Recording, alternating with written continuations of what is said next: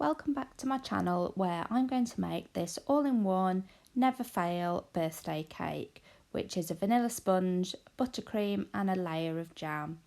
It's really easy to do, so good luck and come and cook with me.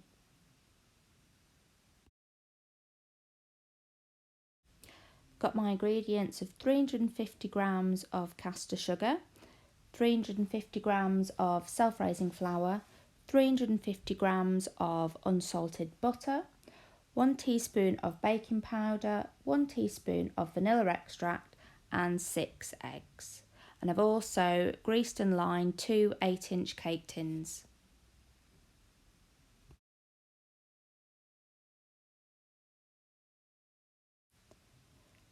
Next, just put all those ingredients straight into the food mixer.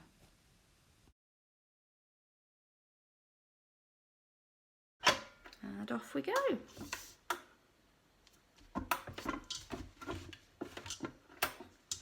Or not.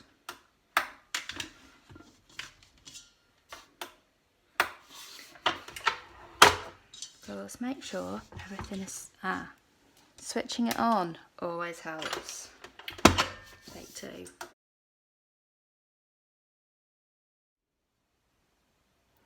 I'm now going to put the mixture into my 2 greased and lined cake tins, and I'm going to fill it probably sort of half and a bit full. You don't want to fill it right to the top because obviously it will rise when it's in the oven, and any leftover mixture I'm going to make into some cupcakes. So this is where you have to try and get an equal amount into each one.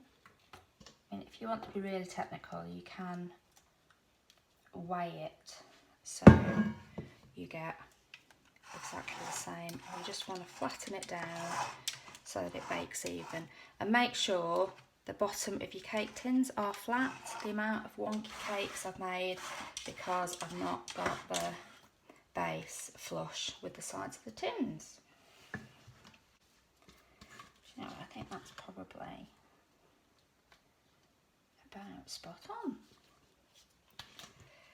So I'm going to preheat my oven to 180 fan, and I'm going to put these in for about 20 to 25 minutes and have a look at them. Some cakes take longer, some cakes, depending on how hot your oven is. I know that sounds daft, but even though they're on the same temperature, I think different ovens cook at different temperatures. My oven's quite slow, so I will have a look at it after about 20 minutes and then see how we get on. And while I'm doing that, I will make up my buttercream. For my buttercream, I've got 350 grams of soft unsalted butter, 700 grams of icing sugar, 1 teaspoon of vanilla extract, and I'm going to add a couple of tablespoons of really cold milk depending on the consistency. I like to start by beating my butter for a few minutes first. I think it gives it a better, creamier consistency, so that goes in first just for a few minutes. To the cream butter, I'm just going to add 1 teaspoon of vanilla extract and about 1/3 of my icing sugar. And this is one of the reasons why I got my food mixer, because I used to get icing sugar everywhere. So we'll give that a beat for a few minutes. After a few minutes, we'll add another 1/3 of the icing sugar and beat that again for another few minutes. And the last of the icing sugar.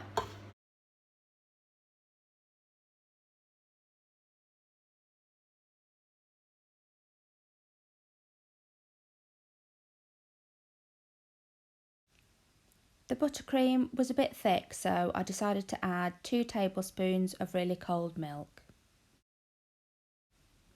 And I just let that mix for another minute. And here's the finished buttercream. I'm just going to transfer this to a microwavable bowl, because sometimes if it's quite cold, then your buttercream can be too hard to pipe. So by putting it in a microwavable bowl, then we can soften it if needed. The cakes have had 25 minutes in the oven, and I've just stuck a skewer in them to make sure that it comes out clean and there's no cake mixture sticking to it.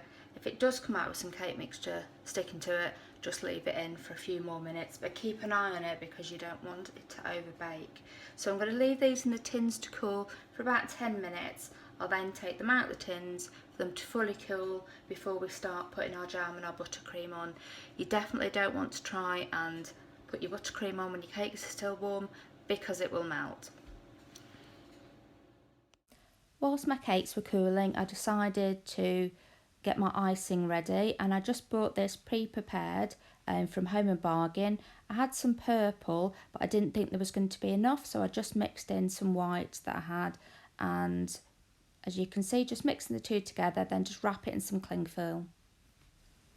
I find it easier to pipe my buttercream onto my cake rather than try and spread it, so I've just got a piping bag over a pint glass because it's easier then to get the buttercream in.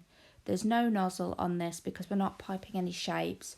We literally just want to get it on top of the cake and then we can flatten it out with a palette knife.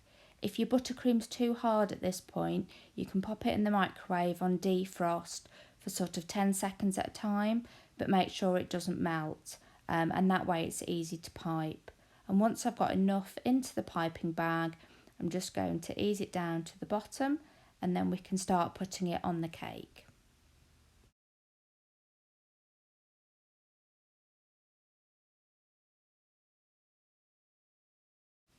At this point my camera decided to stop working, so we've had to jump to the assembled cake, but I've literally just put a layer of jam followed by a layer of the buttercream, and I've just done it in circles and then put a bit extra on the top, and I'm just going around the sides just to fill in where the cake doesn't quite meet the edge, so that when we put the icing on we can try and get it as smooth as possible, and any leftover icing I've just popped on the top.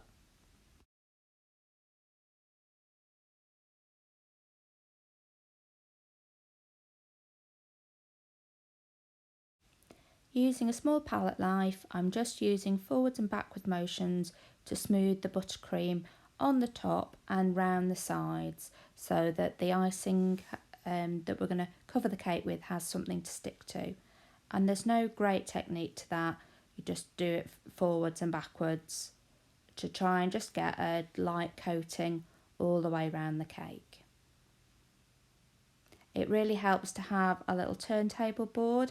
It just means you're not having to move your cake about all the time.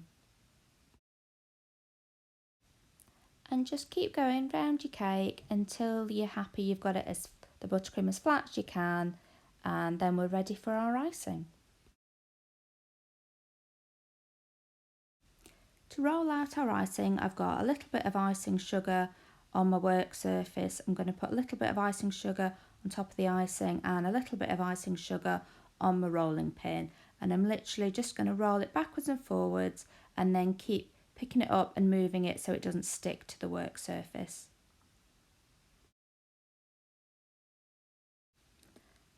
I've just speeded this up so it looks like I'm doing some speed rollering, and just keep going until you get it as big as you need to cover your cake.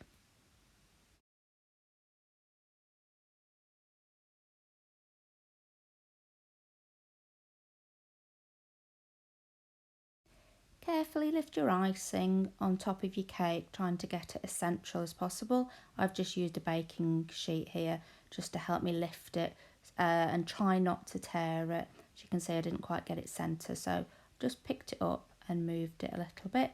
Don't worry if it rips because you can always cover those rips with your decoration. Before we smooth our icing onto our cake, I like to just trim off any excess bits, and that just makes it easier to lift and smooth the icing onto the cake and gives it a bit of a neater finish. So I'm just speeding through this bit of me cutting the excess off the bottom.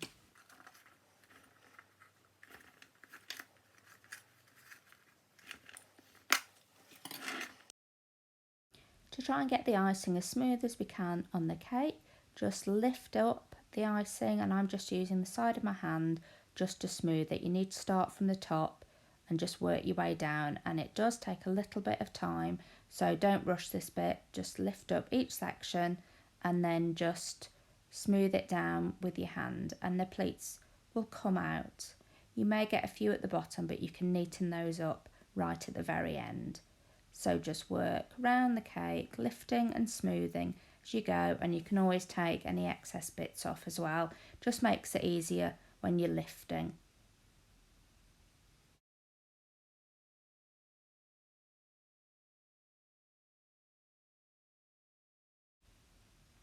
I really struggled with this bit because, as you can see, my acrylics are really long and I got a few tears in my icing, I think just because my nails are really long. So apologies if this upsets anybody, but it is what it is, and I'll just fill those bits in at the end.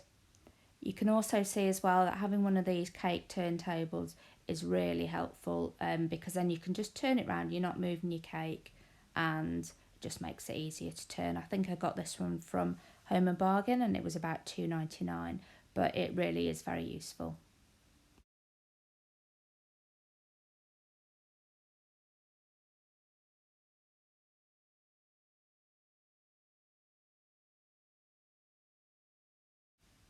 So now we're at the base of our cake. We can trim off any of the excess right at the bottom, and then using the knife we can just tuck the end bits underneath to give it a nice neat finish.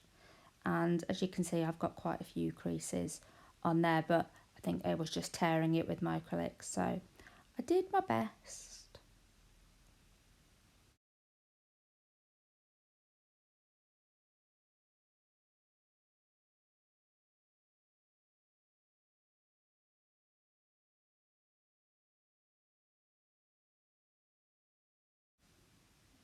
So now it's up to you how you want to decorate your cake. I've just put some edible silver balls at the base of my cake, and I've just cut out some numbers and some shapes out of the leftover white icing, and I'm just sticking those to the cake with a little bit of water, and got a little paintbrush, and I just find it's easier to put the water on the icing rather than on the numbers. And then we had fun just decorating the cake.